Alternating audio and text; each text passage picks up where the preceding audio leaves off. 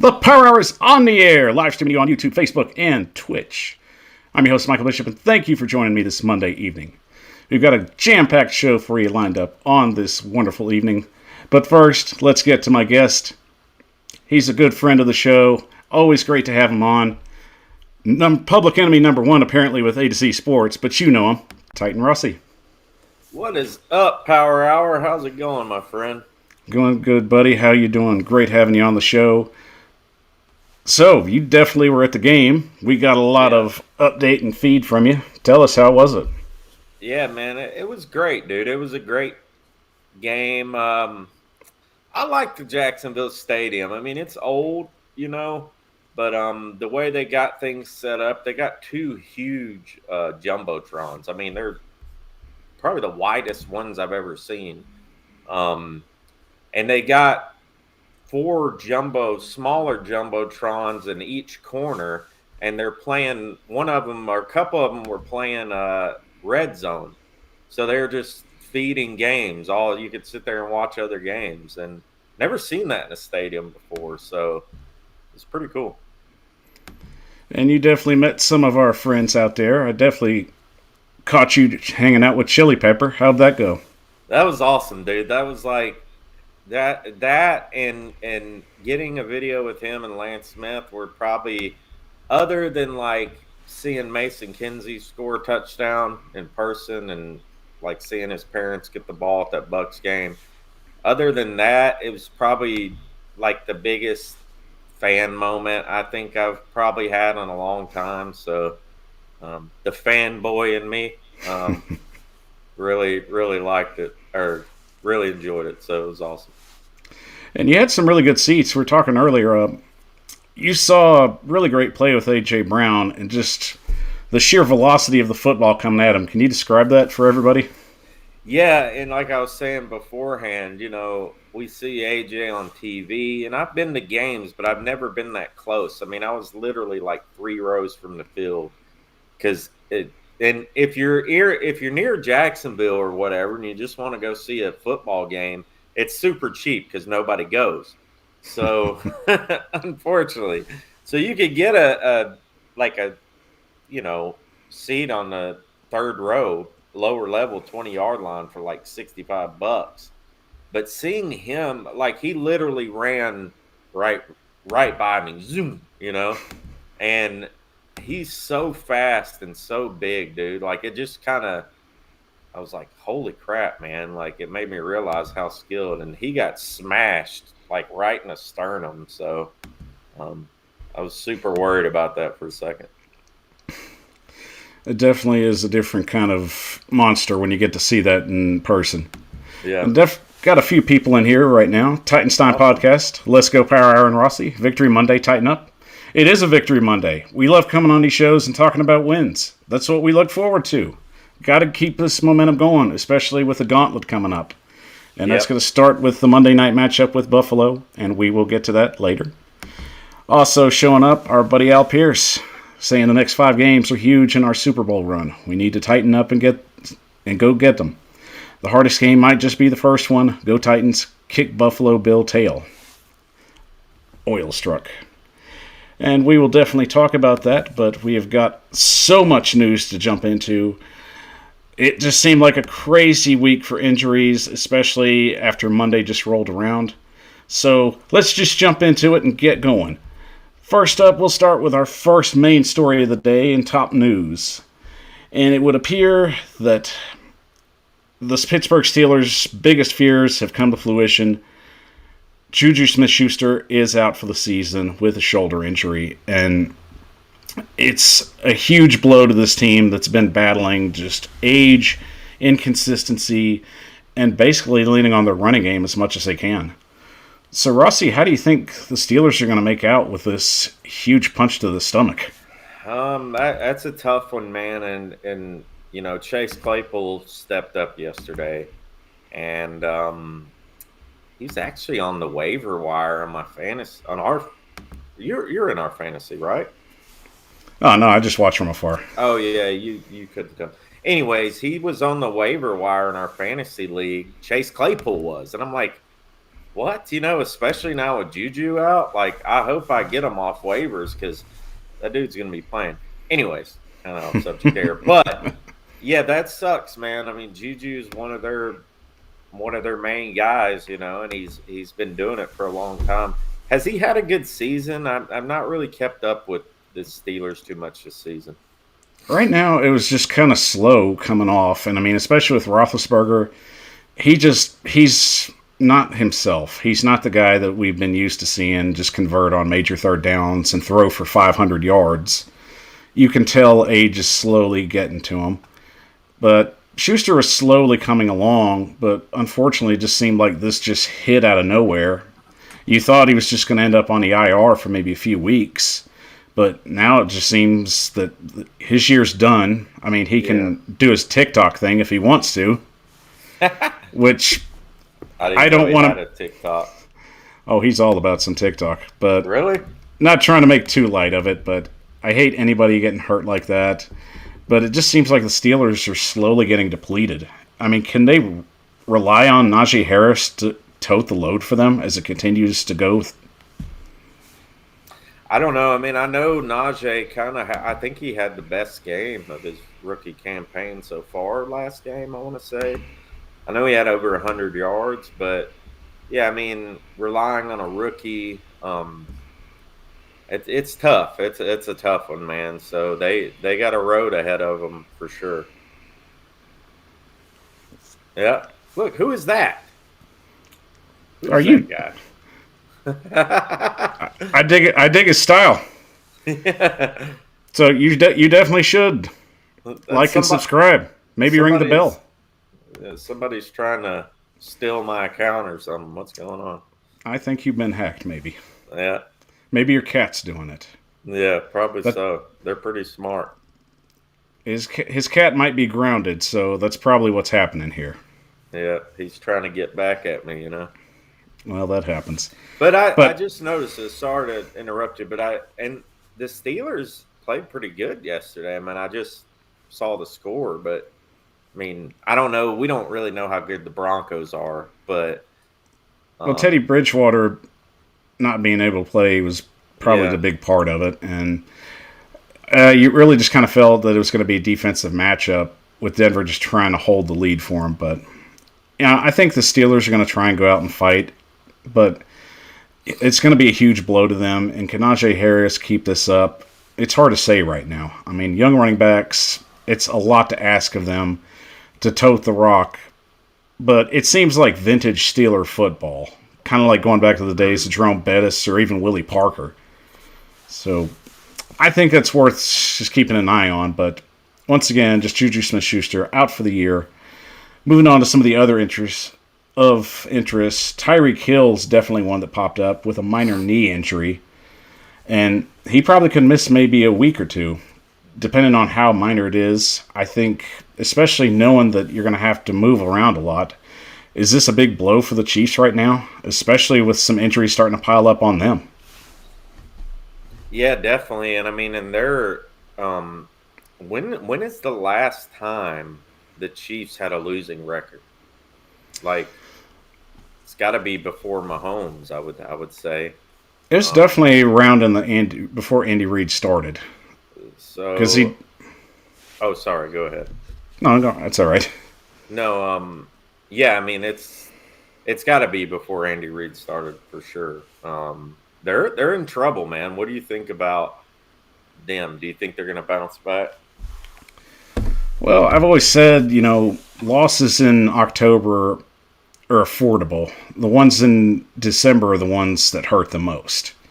And right now with the Chiefs, they're last in the division. The Chargers are beating people up, and it's just shocking everywhere. And even the Raiders right now, they're on and off, but they're still a little surprising. So really the Chiefs are going to have to start winning some of their games down the road. I don't think they can afford to lose much more, especially trying to continue on the road that they're on. But I think the one thing that's interested me this season is the Chiefs' defense has been atrocious. Yeah. They've given up right around at least 25 to 30 points a game.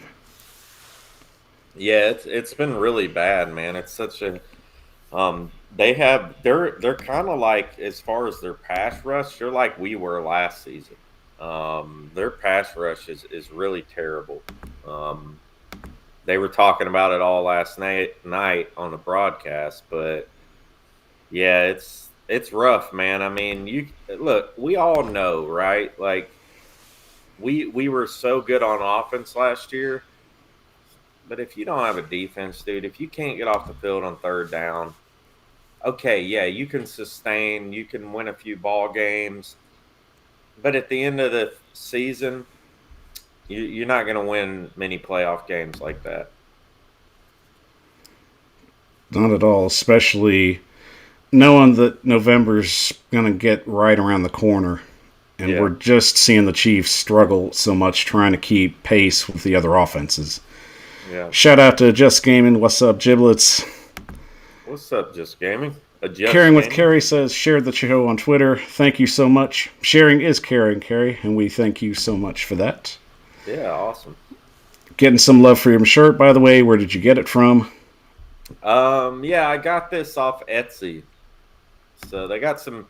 If you look on Etsy, man, just type in Tennessee Titans, and you can just type in Tannehill Henry's shirt or whatever. But they got some cool stuff that fans make.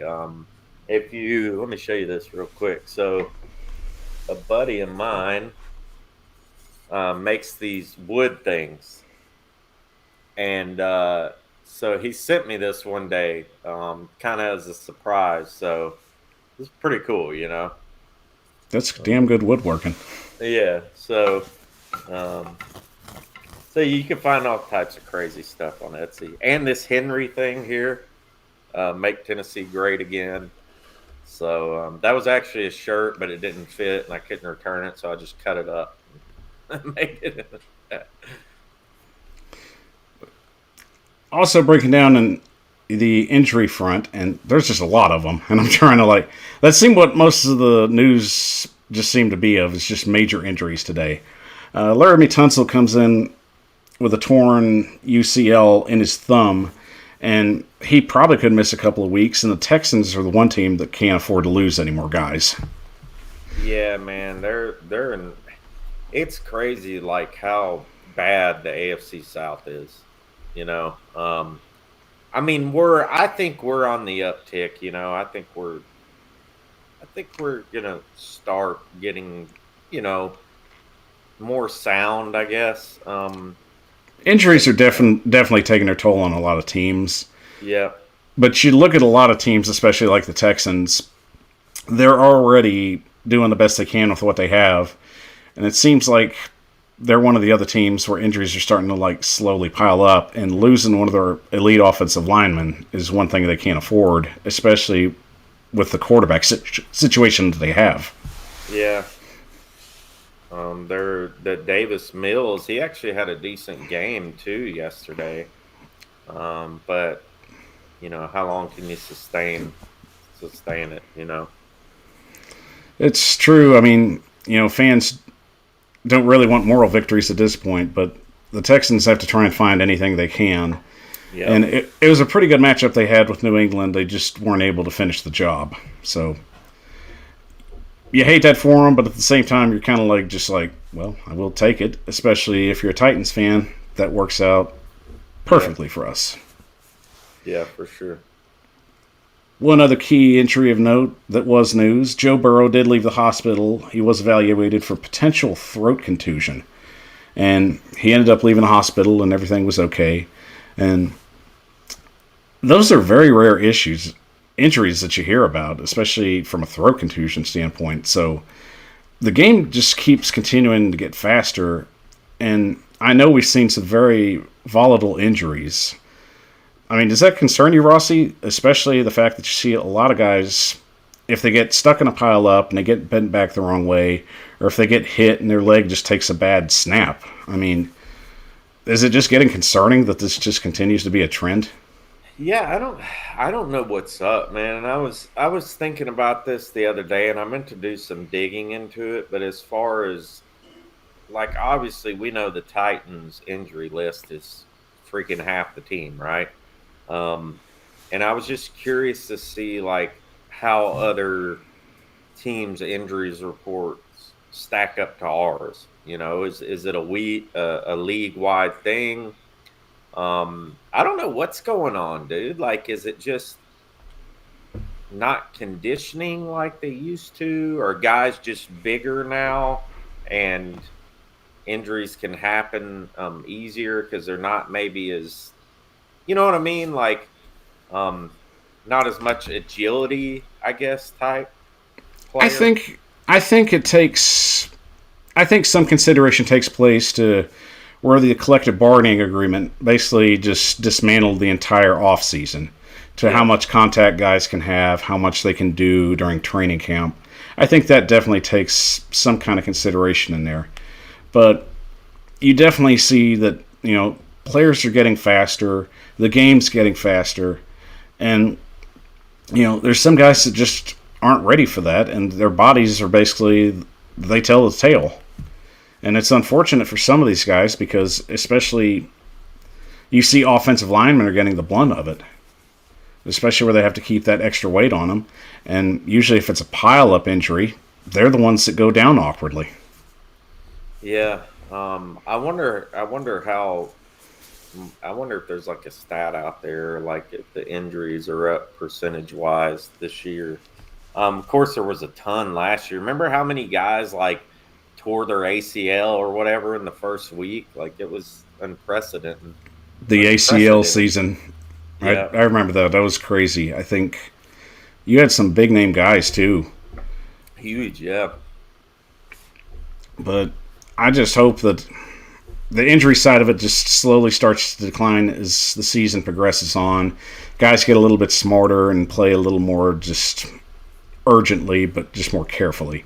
yeah, That's a tall order, but at some point you have to just tell yourself it's a marathon, not a sprint. Especially when you're getting to the dog days of November and December. yeah, for sure. And breaking in one of the other stories today, and I found this hilarious. NFL fans are not pleased with the fact that they had to get the Cowboys and Giants matchup in their area. And I understand, especially in a day and age where we have access to watch whatever game we want. And there were some really good games on at 4 o'clock. And for the most part, over the years, the Giants and the Cowboys have had some decent games. But I mean, this one, the Giants aren't going to do anything, and we knew that.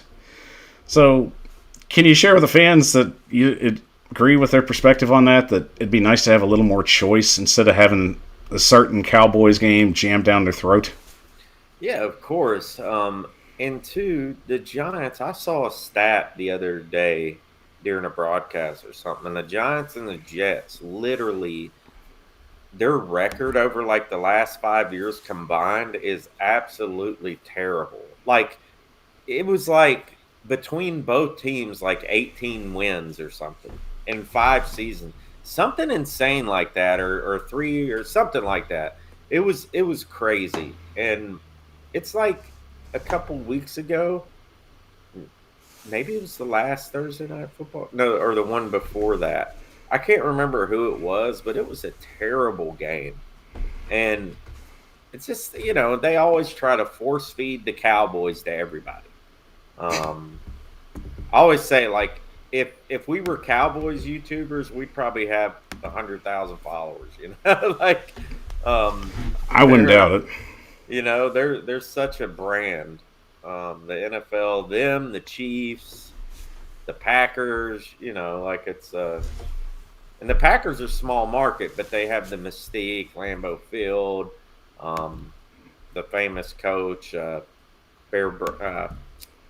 What's his name? The famous Packers coach. Vince Lombardi? Yeah, Or Vince Lombardi. Um, so yeah, the Lombardi Trophy, Aaron Rodgers, all that stuff. eventually, you just get your traditions, and I know Tennessee still looks for some of their traditions as we go on, but it Yep. happens in time. I mean, traditions are born of just opportune moments that happen. Yep. And definitely a hello to you, SM Ducky. Well, What's up, guys, Ducky? I guess our final thing we've got to get into before we break off into the main story. tonight's matchup, Monday Night Football, Ravens at the Colts. I know nobody really cares who wins this game, but I guess somebody has to win this game. So I guess, Rossi, who are you going to go with tonight? Uh, it's a tough one, right? I mean, I have Lamar Jackson on my fantasy, but I'm not gonna win because I'm down so much. Like, I mean, he would literally have to score like probably 5 touchdowns. So I don't think that's gonna happen. It's hard to tell, right? It's hard to tell between these two teams. I mean, I guess for prediction purposes, I guess I got to go with the Ravens. I hope it's the Ravens. Rossi going Ravens. And what up to you, Bryce Pratt? Uh, Honestly, in my opinion, I had the Ravens locked in as well. I like the offense. I think they'll be okay. To me, the Colts, I just feel like Carson Wentz has just got too much on his plate. Ankle injuries are a serious issue, and I think they're trying to burn the candle at both ends. I don't want the guy to get hurt, but it just seems like a recipe for what's going to happen. Yeah. Hopefully not, but we'll see. Well, all right, guys, we're going to take a quick break, but when we come back, we're going to break down the game that we want to talk about, Titans and Jags, talk about all the things we liked, talk about the things we didn't, and we'll also get to, down the road, the Week 6 predictions and the Monday night matchup between the Titans and the Bills. This is the Power Hour, and we'll be back in 30 seconds. The Power Hour is on the road. On October 24th, live at Nissan Stadium, the Tennessee Titans will play the Kansas City Chiefs. The Power Hour will be there to give fan interviews, the full game day experience, and live updates. Join us October 24th, 9 a.m. Central, live at Nissan Stadium.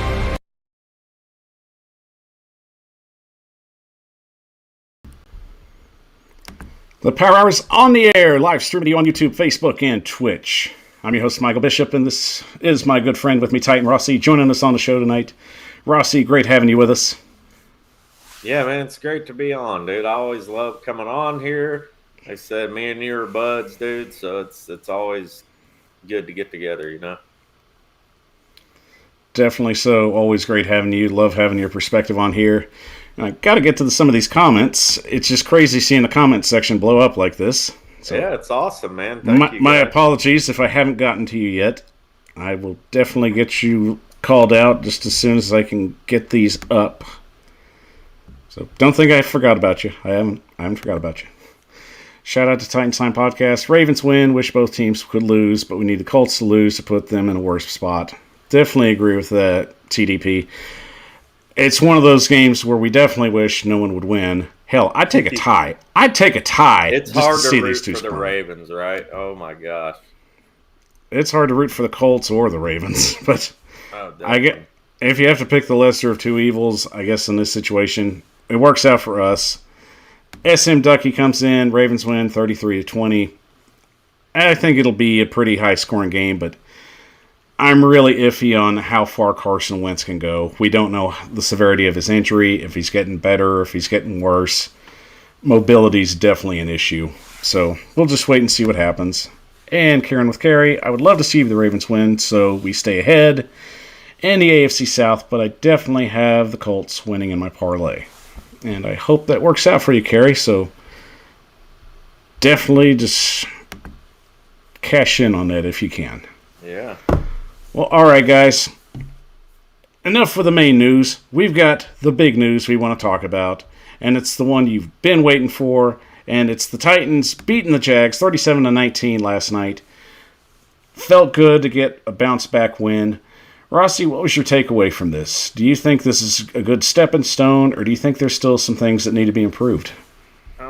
Definitely some things that need to be improved, but you know, like, we didn't play the greatest game, and a lot of people were like, especially in like Austin Stanley from A to Z was like really dogging the game and this and that, but it's like kind of dogging our play, but it's like, you know, and I've heard other people say that, but we didn't play a great game. We still put up 37 points.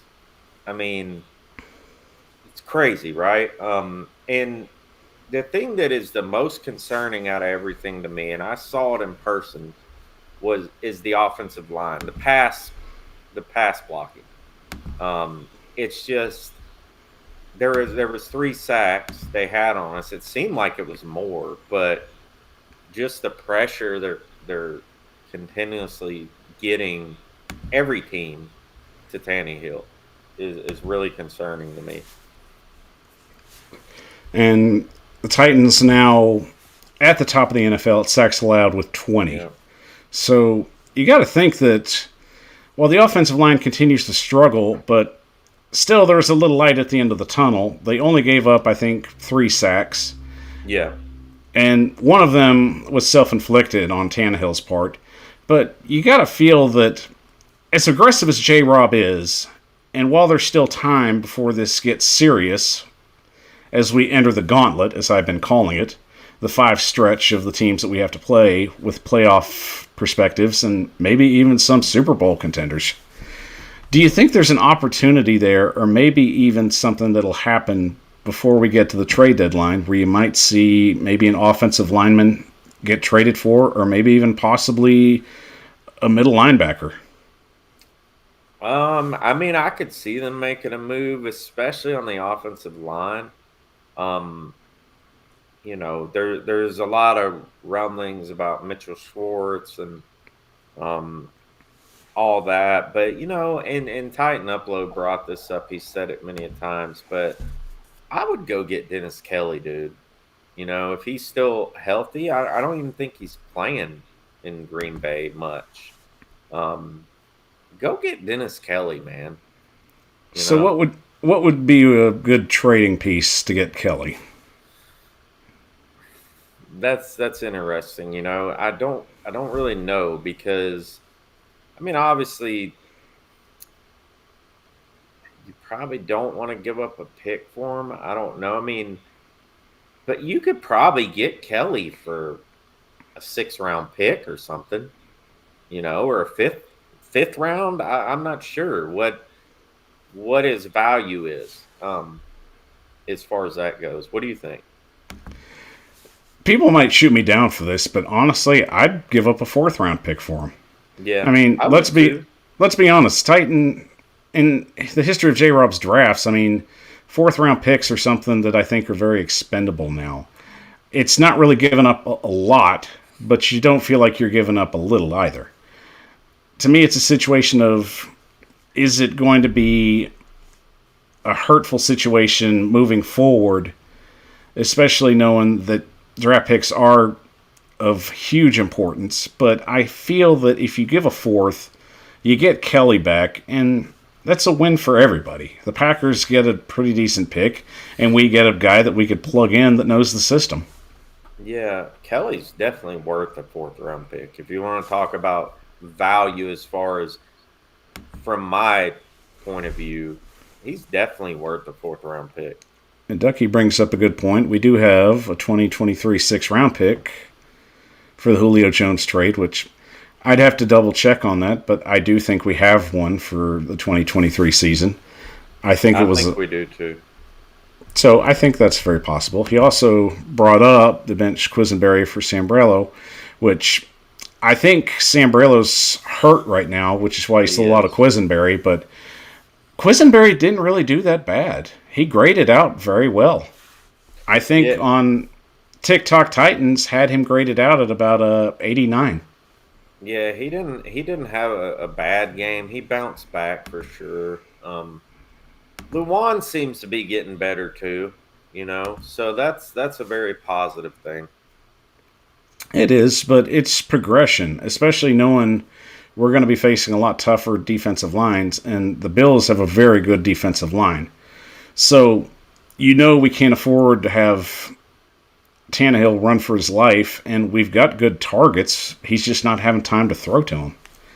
So, I think one of the things in this game that I really thought was a good place to start doing a little cleaning up was just on the snap count and getting the offensive line a little more comfortable and play a little more in tune. And that definitely helped, especially with the stats that came out. You had Tannehill 14 for 22, 197 yards, a touchdown, and they allowed 3 sacks. And Henry, of course, being the main man of the week, which is apparently going to be the story again, 29 carries, 130 yards, and 3 touchdowns.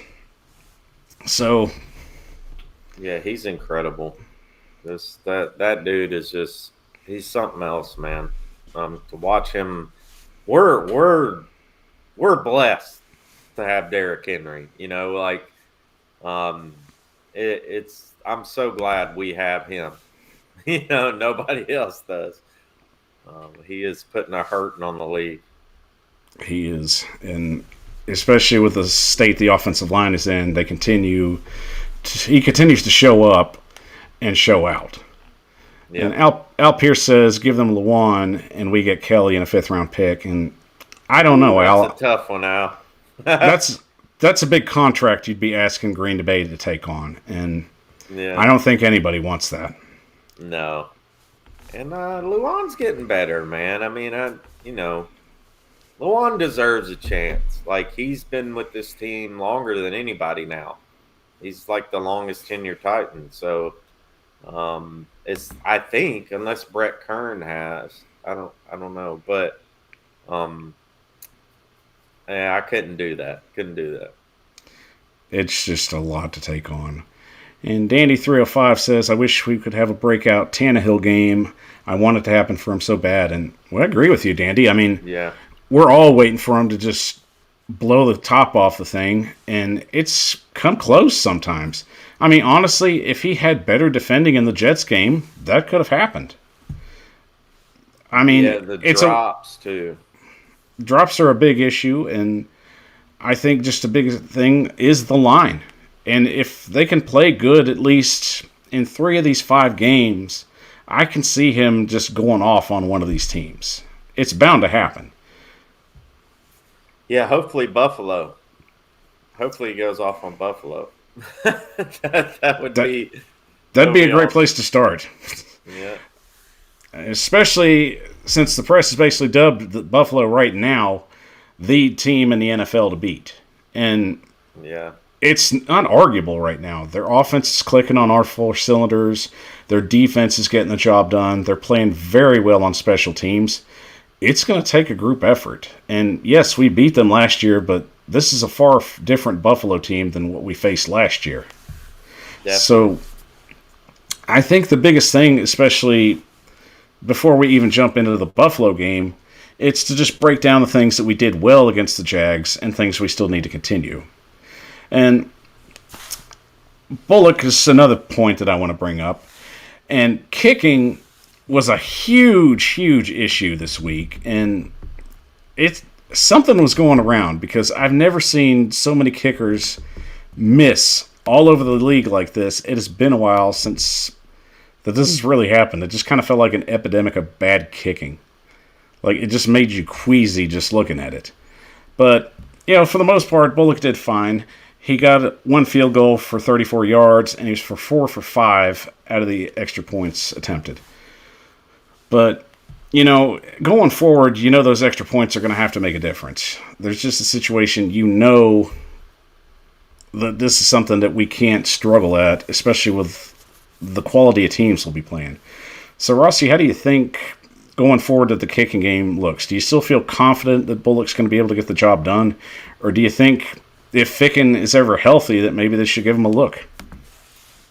No, I don't feel confident. Bullock is look, I mean, Bullock is what he is, like he's a serviceable kicker.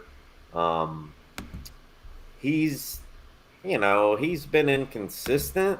I mean, even in his career, he's had some decent seasons, like with the Bengals and stuff. But there's something about like his kicks just aren't like solid. You know what I mean? Like when you see him kick, like they're always either going to right or left. Like it's never like just like a solid kick.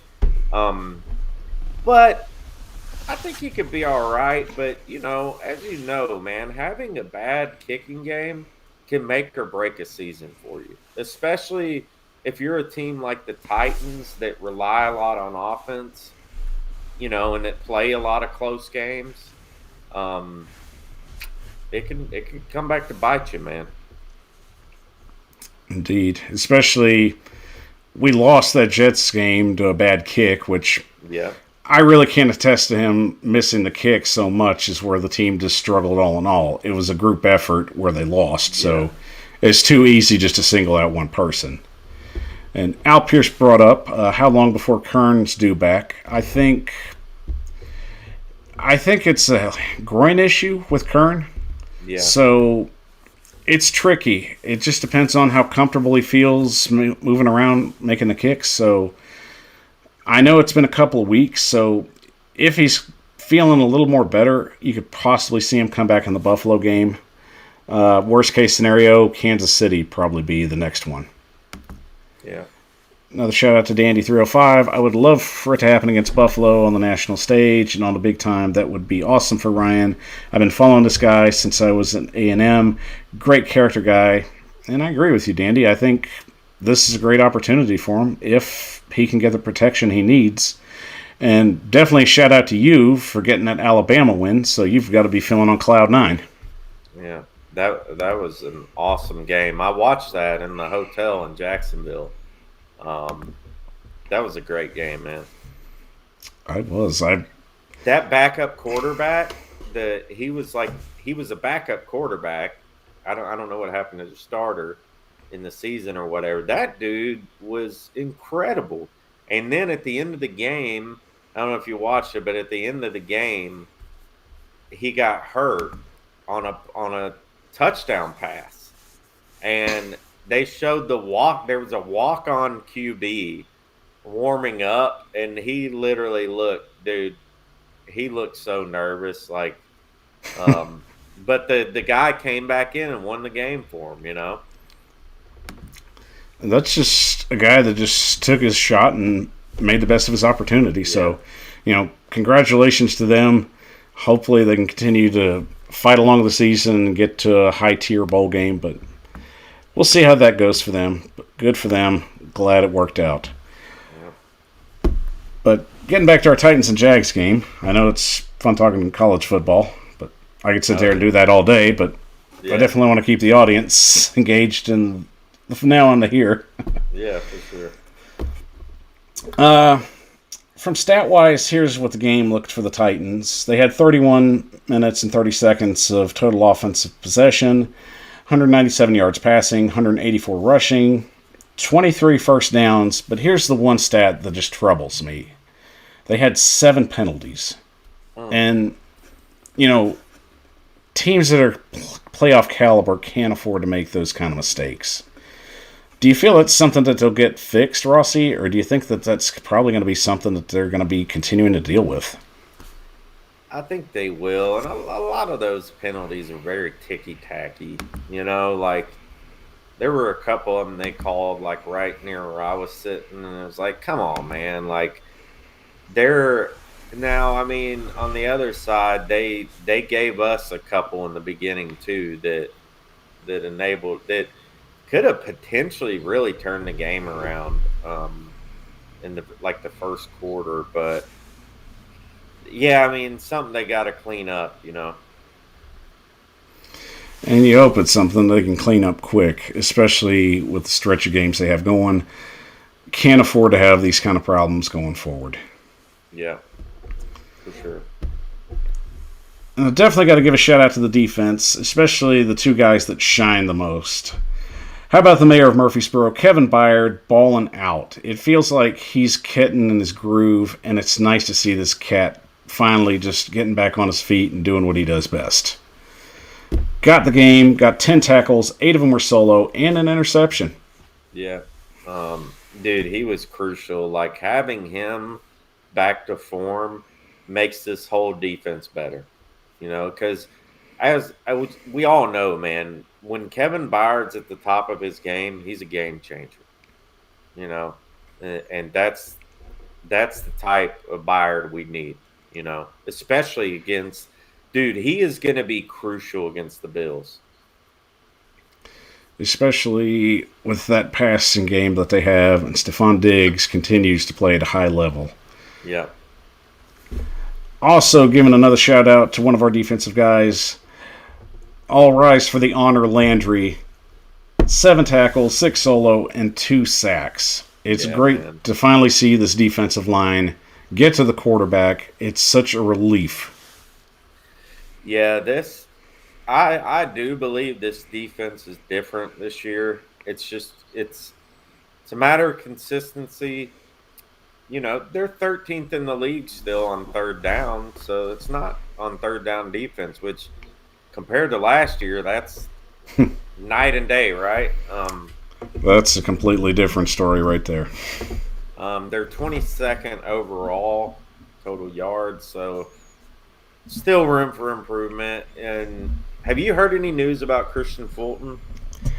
Right now, no news is good news, and hopefully it's just something he can ice down and continue just to let business handle itself. So, yeah, if we don't hear anything, I'm fine with that. Yeah.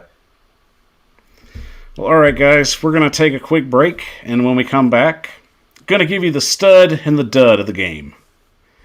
Don't want to spend too much time on it because we got a lot of other things to get to, but we definitely want to get our stud his props, and we got to shame the dud. And believe me, I brought stats, so awesome. It's going to be rough. So we'll be back in 30 seconds. This is the Power Hour. I'm your host, Michael Bishop. Back in 30. In the late 90s and early 2000s, it was the toughness, determination, and grit of Steve McNair and Eddie George to help push the success of the Tennessee Titans in the early years.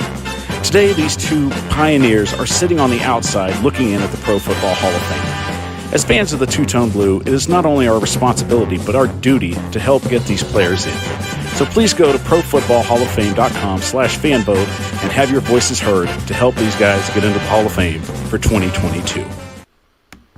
The Power Hour is on the air, live streaming to you on YouTube, Facebook, and Twitch. I'm your host, Michael Bishop, and thank you for joining us once again on this Monday evening. Our guest is Titan Rossi. Always great to have you on the show. Rossi, definitely want to give you a chance to shout out to everybody. Let them know where to find you. Yeah, man. Thanks for tuning in, guys. You can find me on YouTube and Twitter mainly. So just at Titans Rossi on Twitter and just Titans Rossi on YouTube. Give the man some love. He needs the love. Get everybody out there. It's been a rough love, right? Well, it's been a rough week for you, especially. You've had certain people coming after you, but we've had your back. Yeah, man. Thanks to all you guys who've had my back. I know Al Pierce, Ducky, you. So yeah, shout out to you guys. But it was all in good fun, man. No hard feelings towards A to Z. Heck, they posted my comment on their show today and talked about it. And so it is what it is. It's all fun, man. Well, speaking of A to Z, they're going to help us break down our stud of the game. Awesome. And honestly, y'all shouldn't even be surprised. Let's go small screen over this way. Yeah, right here. And our stud of the game, of course, being Derrick Henry. And I just wanted to give you all some stats to break down the perspective of what he's doing. And these stats come in from Adam Holt, who writes for them. Good dude. Gets some good stuff up there. If Derrick Henry keeps up his current pace and what he's rushing right now, he's looking to break at least 7 NFL records. And here are the records as following. Most carries in a season at 482. Most rushing yards in a season at 2,176, which would break Eric Dickerson's record. Most offensive touches in a season, 529. The first running back to allow up to follow up 2,000-yard rushing season with a 1,500-yard rushing season. The first running back to have back-to-back 2,000 rushing yard seasons since Terrell Davis. The first running back to lead the NFL in rushing 3 straight years since Emmitt Smith.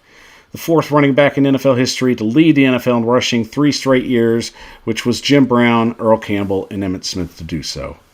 Wow. So, Rossi, what do you got to say about that? That's insane. I'm not as concerned about the carries as some people are. Like, I really liked what Downing had to say about it. He says we don't measure it in carries or whatever. He said we measure it in wins and losses. So, um, you know, Henry's amazing, man. I don't even think amazing's the thing we can even say for him. The dude's just next level, and he's one of those players you just see just come out that's an anomaly, and people just have no idea how to evaluate. Yep. But of course, we have to knock on wood. It's important to remember health is the most important thing, and Yep. consistent offensive line play is what's going to help him to get to those. So we will definitely see how that goes as the season goes out. But Derrick Henry, no doubt about it, he is our stud of the week. And of course, I know what you all are thinking. Well, who's the dud? And unfortunately, we have to have a dud because there's just one player that has just stood out so badly and just cringeworthy to even bring this up. But going back to the small screen, and our dud of the game is Rashaan Evans. Mm. And this stat right here is telling. Via Tic Tac Titans, give him the props he deserves on this stat. Rashaan Evans, this is his grade by week. In week 1, he had a 34.2, which was the worst for starters. Week 2, a 59.6. Week 3, 51.1, which was the worst on the defense. In week 4, he scored a 57.1, and yesterday, a 25.5, the worst on the team. Mm. And he said what we're all thinking, just play Monty Rice. It can't be worse. Rossi, what's your take on that? It's bad, and he's out of place. You know, Vrabel was Luke Worsham asked Vrabel something today about it, and Vrabel was talking about mental errors and stuff, and it's just bad. I mean, it's I don't really think it's like an athletic issue, like him not having the skill. I think it's more of like a mental thing, like he's just not in the right places. And I agree with you on that. I think for some guys, they hit or miss on certain defenses. And Evans just has never hit on this defense. He's always been the odd man out. He's the one that usually is getting penalized the most, or he's the one that misses an assignment or misses tackles. Whatever it is, if he just doesn't fit in or mentally he's just not prepared, these are telling stats. And at this point, knowing the 5 games that we have on tap and starting with a team that may be favored to win the Super Bowl by some, it might be worth to put Monty Rice in. Do you think that's worth the try? I mean, you got to do something different, right? You got to try something different. If he's not getting it done, what's Vrabel always say? Next man up, right? So, got to do something different. I mean, I don't know. I know Monty Rice has played sparingly here and there. I just don't know much about him. Haven't seen a whole lot on him, but maybe it'd be worth a shot. It has to be it has to be something that they can do before things start getting really bumpy. And that really just concerns me that he's so up and down in his grading period. I can only imagine how it's going to go, especially getting ready for these other teams. You have to feel that, especially while you've got some time and there's a little leeway, we can get guys in and get them tested out. I don't mind that. You draft these guys to eventually see if they'll be starters. Yeah, maybe I don't know, man. He's been with us, what, 5 seasons now? I think this is his 5th, right? I believe so. It's about his 4th or 5th Because season. this is contract year, so yeah, I don't think he's going to be back. And you're right. Maybe we should go out and get a middle linebacker. If they feel that it's a situation where they're not comfortable enough for him to play, I don't have a problem with that. But we know it's a situation that is not going to get fixed if they don't do something about it. And Al Pierce says, I wonder what Schwartz would advise about Evans. And honestly, Al, I'd have to say, if Schwartz was calling the shots, he'd say, I think we need to put the new guy in. Yeah. You got to see what you got. And I know Monty Rice is raw, but sometimes some guys get out there and they just thrive off pressure.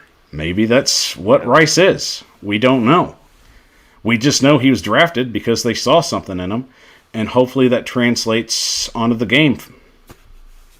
Yeah, Monty Rice is a pretty good tackler too. Like he was a really good tackler in college.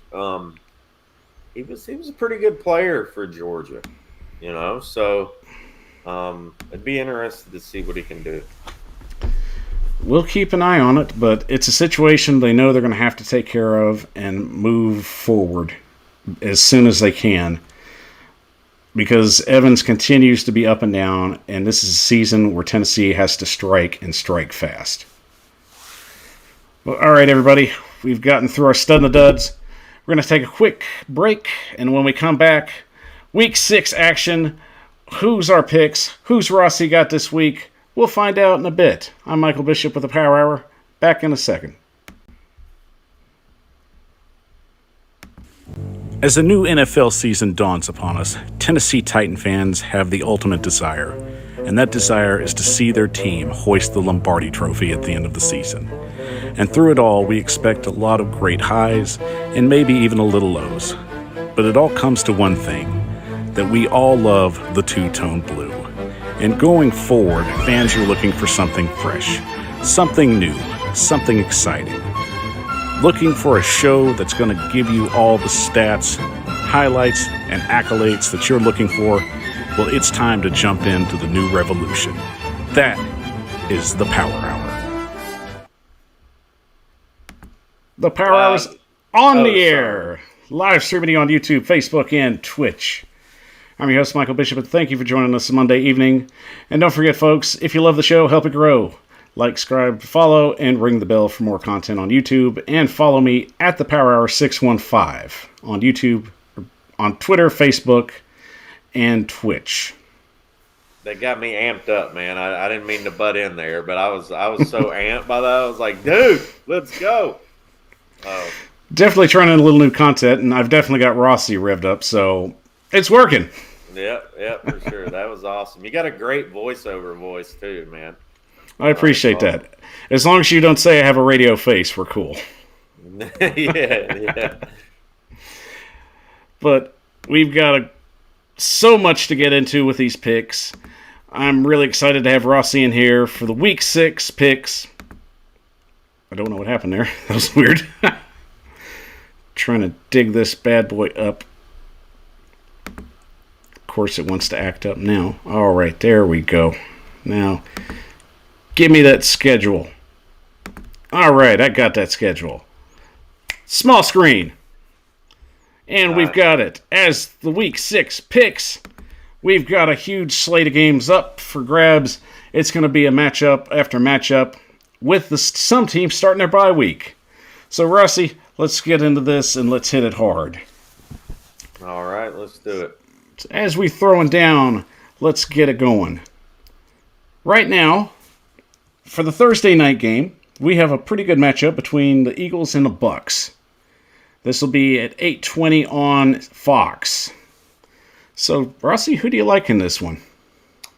Tampa Bay. They're really playing well. I mean, Brady is just something else, man. I'm going to go with the Bucks on this one.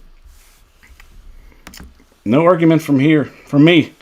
I'm going to go with the Bucks as well. Might be a road game, but Tampa Bay has got all four cylinders firing, and business is a booming, buddy. Yeah, their offense is awesome. Hopefully they can keep that momentum up. Moving forward, 9:30 matchup on CBS in merry old England. We've got the Miami Dolphins playing the Jacksonville Jaguars at Wembley Stadium. Rossi, who do you like in this matchup across the pond? I mean, first of all, let's just send the two worst teams in the NFL and to England. What do you? I don't know, man. I guess these teams have to agree to go over there, but it's man, if we're trying to expand, like at least put somebody, I don't know. Anyways, that's tough, right? I guess Miami. Rossi's going to go Miami. I'm going to pull a shocker here. I think the Jaguars get their first win. I think with the quarterback situation with the Dolphins, it's still unclear. I think their defense holds up, but I think Jacksonville gets a little bit of luck. Trevor Lawrence is the difference here. So I will crown the Jacksonville Jaguars winners in London. They win, but it's in England. So does that even count? Yeah, I could see that happening. Like I could see Lawrence is talented. He looked really good against. I mean, from what I saw, he's very talented. They could snag one. If they have to snag one, I guess this one I can live with. Yeah. Hitting up our next game at 1 o'clock, we've got the Lions playing the Cincinnati Bengals. So, Rossi, who do you think's going to get this one in the matchup of the Kitty Cats? I guess, it depends on Burrow being back, but I guess I'd have to say Cincinnati's going to pull this one out. And I'll go with you as well. Cincinnati just seems like the safe bet here. Joe Burrow, it'll be a monitoring situation, but I think he'll be ready. No problems there. Detroit just seems like there's just so much turmoil right now. Moving on to our next matchup at 1 o'clock on CBS, and this will be a pretty good one. You've got the Los Angeles Chargers taking on the Baltimore Ravens. And in a matchup of two really good quarterbacks right now, Rossi, who do you think gets the edge here? That's a tough one. That's a pretty tough one.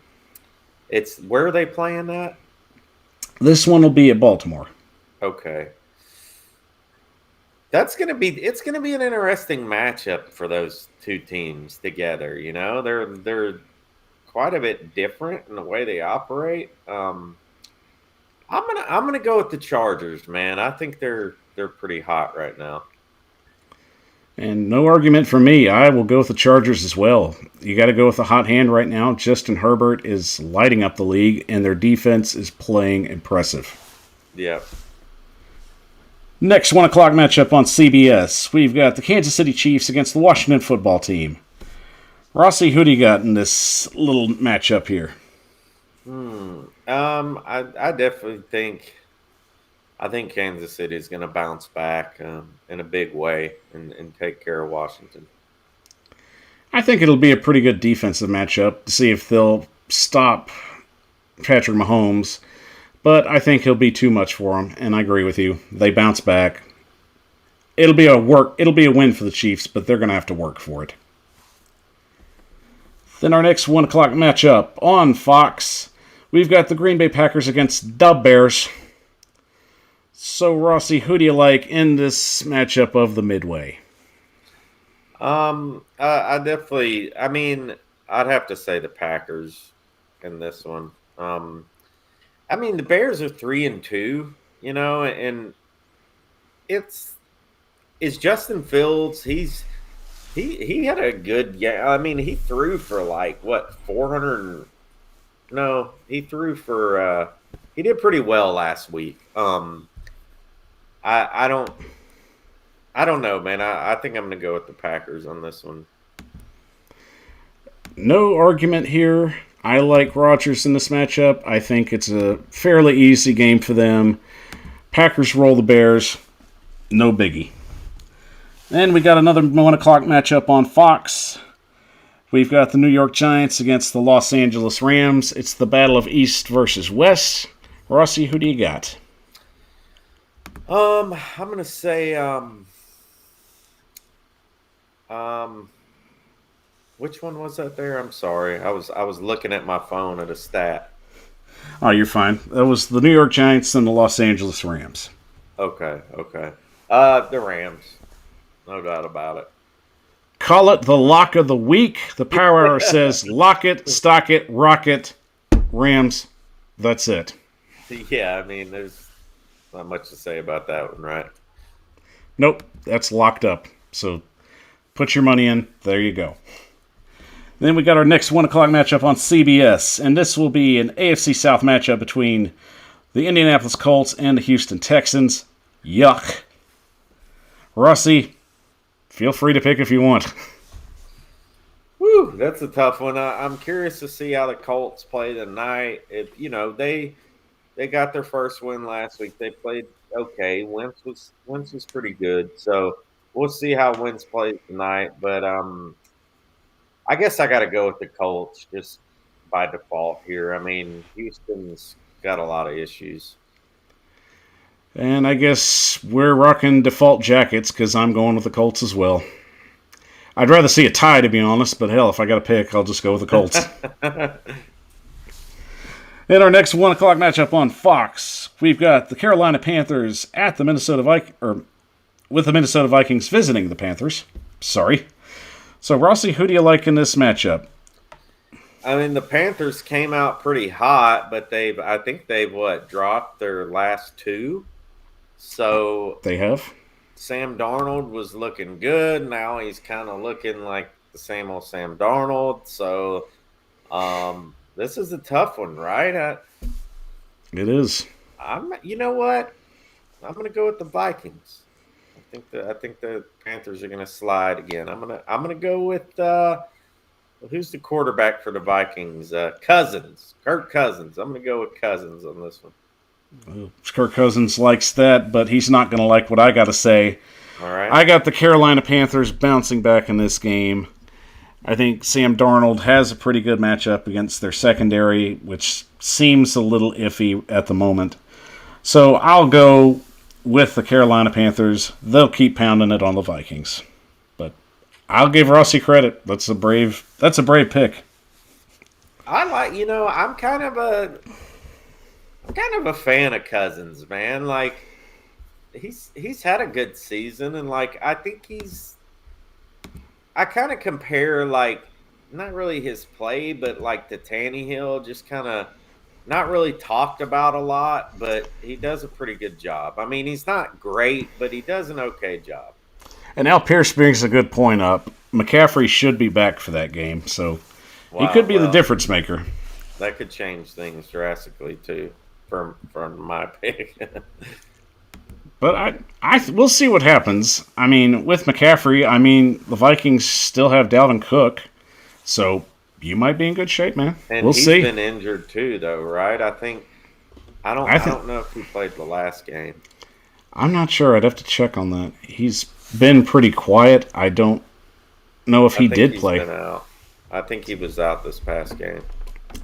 I would say you're right, but I'd say the Viking pick's still good. It's still good. But this next one, this is going to be a doozy.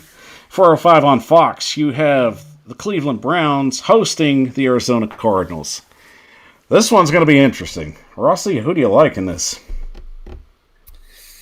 That should be a pretty good game. Did Arizona win this week? They did. They are the only undefeated team in the NFL. Yeah, that's right. They're the only undefeated team. I'm gonna go with it's at Cleveland. It is at Cleveland. You know what? I'm gonna go out on a limb here. I'm gonna say the Arizona Cardinals get their first loss. I don't know why I'm saying that. I just got a hunch. I think I think the dog pound's gonna come alive. Rossi giving love to the dog pound. I love it. Well, they're going to love this. I have this as my upset of the week. Yes, I'm sorry, Arizona. I picked against you in all these games, and I'm picking against you again. And it's nothing personal. It's just business. Browns in Cleveland. Call it a win. There you go. And Al Pierce says the Browns have injuries on D. We'll see, Al. We'll see. Moving on to our next 4:25 game on CBS, we have the Patriots with the Cowboys visiting. So, Rossi, take a shot. The Patriots and the Cowboys. Prescott's been playing pretty well. Ezekiel Elliott finally did something, right? I'm just not a big Zeke fan, but I'm going to say the Cowboys pull this one out. This was a tough one for me. It's the Patriots at home, and it's hard to beat the Patriots at home. But there ain't no Tom Brady lined up under the center. So, Yeah. the way the Cowboys have been playing on offense, I feel a little more comfortable going with the Cowboys. I'll lock them in. Cowboys beat the Patriots handily. No argument here. Then we've got our next 425 game on CBS. This being an AFC West matchup. We've got the Denver Broncos hosting the Las Vegas Raiders. And this one's definitely got a few question marks around it. But Rossi, who shines the brightest on this one? I was really disappointed in Carr this week because he's on my fantasy team and he's been doing really well, and he just completely blew it this last game. Like he was actually, as far as fantasy goes, he was like number 6 in the league in fantasy for up until last game. This is a tough one. I know what's his name has been hurt, right? Or no, Bridgewater, has he been hurt some? No, I guess he's played every game. It's at Denver. This will be at Denver.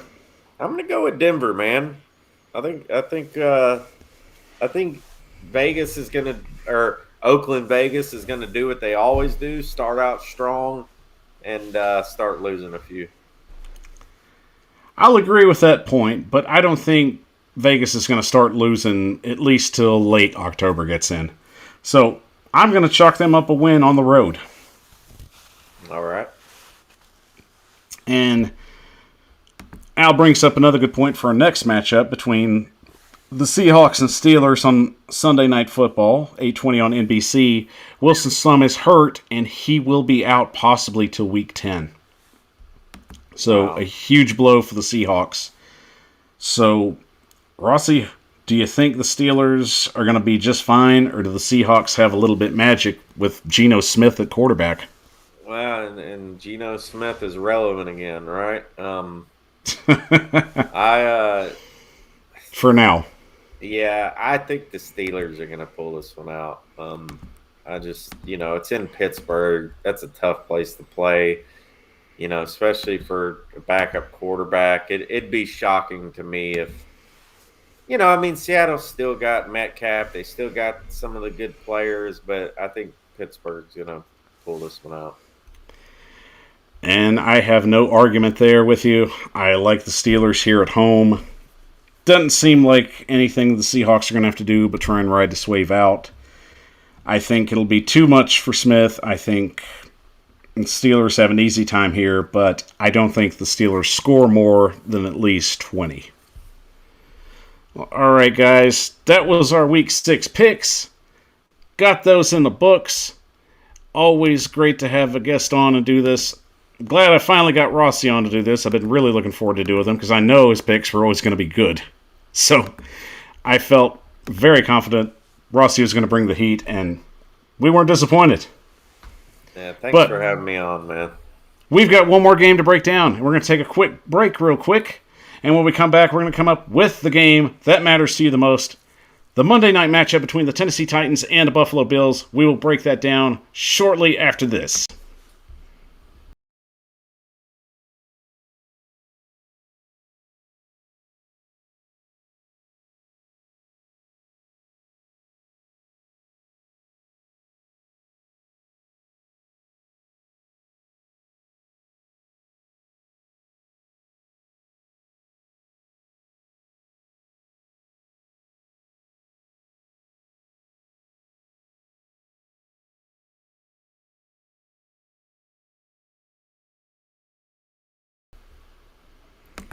The Power Hour is on the air, live streaming on YouTube, Facebook, and Twitch.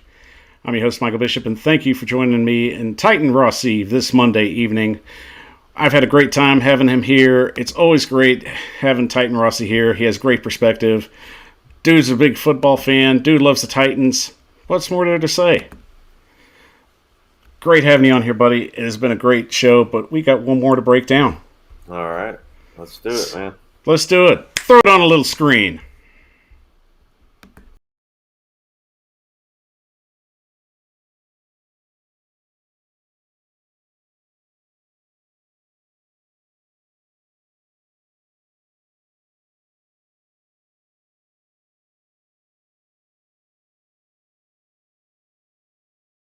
Folks, it is the matchup we're ready for.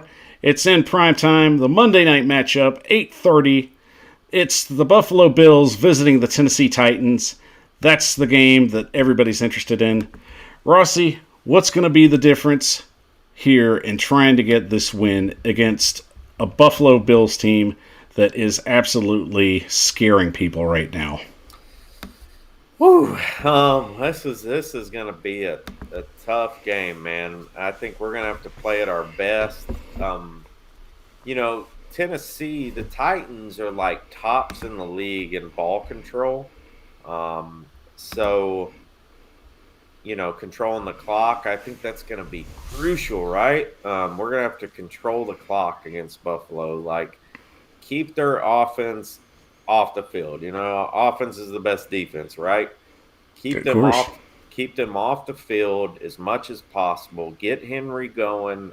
Try and get Henry going earlier, but don't just get stuck in this rut of trying and failing. Change it up if you have to. But we've had the Bills number here recently, but you know what? I'm gonna say we're gonna lose, but I think it's gonna be. I don't think we're gonna get blown out. I think it's gonna be a tough game. I think we're gonna play well, but could come down to a kick, man. So if you had to throw a score on it, Rossi, what would you say? Man, I haven't even really thought about this one much yet as far as scores go, but I'm gonna say I'm gonna say 31-28, the Bills. And I hate to say that, man, but I got to be realistic. Um, think about this realistically. Well, that's fine. I want perspective, and you give honest perspective. That's fine. We want anybody on here to give their truth and nothing but the truth. Yep. That being said, I'm going to throw this in a whole different way. All right. I have the perspective of what Tennessee has to do to win this game, and it's going to come down to three things. Number one, it's going to be time of possession. The Titans are going to have to hold on to the ball for at least 40 minutes to make a difference in this game. Number two is the most critical point. Each possession is going to have to end in points. Mainly touchdowns, but if they can get field goals, that'll be a difference maker too. So if they can hold for 40 minutes and get points off each possession, that's what makes the difference. But number three, and this is the most critical piece right here, this is what is going to make or break the game. The Titans' defensive front has to get the quarterback on the ground. Josh Allen has to get planted every chance they can get him. And this dude's got wheels, and he's got an arm. Josh Allen right now, in my opinion, is one of the best, is one of the top two quarterbacks in the league. I have no doubt that he's like on an MVP stratosphere to excel himself on a higher level. That's how good he is. Their defensive front is going to have to get after him quick and early. If they frustrate him, I think that's the difference there. But the key thing is, that's what they have to do. Can they do it? I don't think it's out of the realm of possibility. But go ahead, Rossi, you're going to say something. No, and he's a big quarterback too. He's like 235 pounds or something. He's just a big dude, and he's hard to bring down. They're first in the league in points.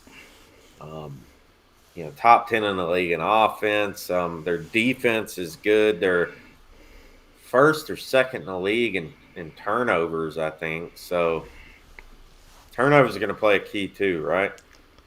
Definitely. Protecting the ball is always a key piece there. And I think that's going to be a difference maker too. But luckily, I'll give the Titans some credit. If Tannehill stays up, they've been very good at protecting the ball. Yep. And Tannehill's been pretty accurate this year. As you know, on a whole, I mean, other than the guys dropping, he's really thrown some dimes, man. I mean, it's just I don't really um blame it on him mostly because I think the line's just been bad protecting him. And really, if the line has to have a game right here, this is the one where they have to make it. They have to keep Tannehill's jersey clean. Yeah. Who is? Do you know who like? Who is? Let's see the stats. I don't. Who is the Bills like best pass rusher? I mean, it looks like this guy left. I can't even say his name. Lotula Laley. He's got 2 sacks. I don't really know much about their defensive players. I know their defensive front has been very, very aggressive, but their secondary, it's been all right, but they have given up some easy points. But if you look at the game they played against the Steelers, that lays a very good blueprint on how to beat them. So if I'm Mike Vrabel, I'm looking at every little spot on that and trying to expose it. And it's their rookie actually has 3 sacks. Greg Rousseau.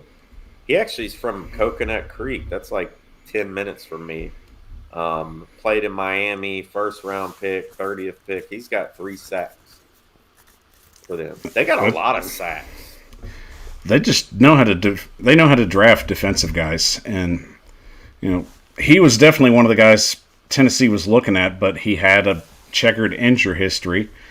But as we all know, they decided to go with Caleb Farley. But hopefully it'll pay off in dividends. But getting to my score on the game, it'll be close. And I think it'll even go to overtime. I think both teams are well matched up, but I think Tennessee gets the luck right here. I will be the homer guy. That's how I roll. Tennessee wins this game 35-32. Nice, man. I hope you're right. I really do. But we will definitely see. I hope that's the case. Got to get to a few comments on here. They just keep stacking up. From our buddy Al Pierce, love the music. Thank you, Al. I like music. It keeps people engaged. That's what I do. He also says, does it look like we might get Julio and AJ at the field at the same time? I think probably. If Julio is going to be out there working, and if there's no hang-ups, I think it'll be okay.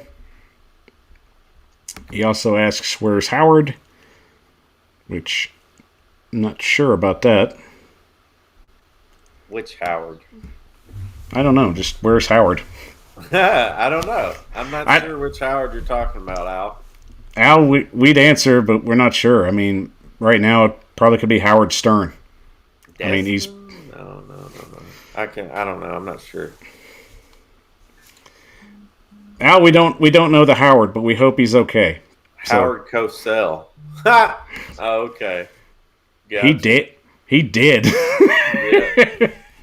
His son's still doing stuff. He is. I think wasn't he doing baseball? Yeah. I can't remember the team though. He said the music. I give you all the music. It just keeps you entertained. I mean, good shows have music. You just learn. You learn to keep your audience engaged. That's what I do. Well, all right, everybody. That was our show. I want to thank Titan Rossi for joining us. It's great having him on the show. He's always a friend of the show. Rossi, am I going to see you at the Chiefs game? It's still up in the air, man. I've been to more games this season than I've been in probably 10 years. So I've been blessed. I've got a couple free tickets this season, and it's been really cool. I'm gonna try. I would love to make it. I know Upload's going. It'd be cool to meet up with you guys. I know you're having a little get together thing, so I'll try my best. It just depends on if I can get off work and how much the tickets are. Maybe the ticket gods will will drop a ticket in my lap again. Who knows? They've been smiling on you, so I wouldn't say it's. Dude, it's been cool. I'd say it's very possible for you. Yeah. But thank you for being on the show once again. Let you get a shout out and tell the fans where to find you. Yeah, of course, man. And thank you for all you do for the community, the Titans community. You're awesome, dude. I mean, it should go to show you. I mean, a lot of people have you on their shows. A lot of people come on your show. So a lot of respect for you and what you do, man, the work you put in. I appreciate it. And you can find me on, like I said, YouTube and Twitter are my two outlets right now. I love your TikToks, by the way. Of course, my cats have a TikTok, but so I'm thinking about maybe doing that, or like we said, trying to broadcast to Twitter too. That's worth opening up different venues. Gets people excited.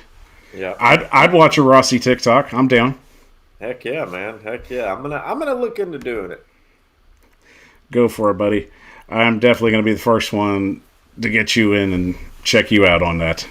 Awesome, man. Well, thank you for joining us on the show, buddy, and we will see you soon. Yeah. All right. Thank you, brother. Appreciate it. Tighten up. Thank you, Rossi, for joining us. Oh, well, I'm back. He didn't want to leave. Here we go. Right. I'll check on out of here. See you guys, man. Shout out to Sauce Monster, too. I saw he's a little late, but shout out to him, too. Definitely. Appreciate you, buddy. Yeah. Take care. All right, guys. It was great having Rossi on the show. Going to read a couple more of your comments. Al Pierce, good show, guys. Go Titans. Kick Buffalo Bill tail. Appreciate that, buddy. Well, Sauce Monster, what's up? Sorry, I thought you were on Rossi channel, and I was, hasn't started. My bad. That's no problem, buddy. I will have the link up. It's no big deal. You didn't miss it. You can still catch it. I promise you, after the show's over, just check it out after I'm done. I always have these things up. I make sure you have a link on Facebook and on Twitter, so no big deal. So you don't have to worry about that. So believe me, you didn't miss it. You can still catch it. But thank you guys for joining me and Titan Rossi on the show tonight. I will be back Monday evening.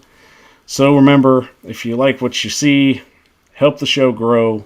Follow me on Facebook, Twitter, and Twitch at The Power Hour 615. And I have my YouTube channel, The Power Hour. Check that out on any of those links. So guys, thank you so much for joining me tonight. And have a great night and an even better tomorrow. Tighten up. Thank you for watching The Power Hour. And don't forget to like, subscribe, and ring the bell for more content. And you can also follow us on Facebook, Twitter, Twitch, and TikTok at The Power Hour 615. Thank you, and have a great night.